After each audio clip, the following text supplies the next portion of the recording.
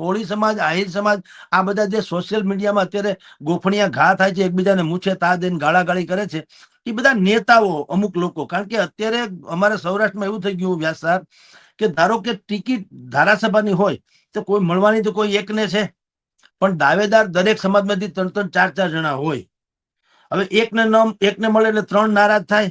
એટલે હવે 3 ને ઈ ખબર છે કે ધારો કે ટિકિટ એકને જ મળવાની તો આપણે કિંગ ન બને કઈ નહીં, કિંગ મેકર તો આપણે હોવા જોઈએ આપણી છાપ.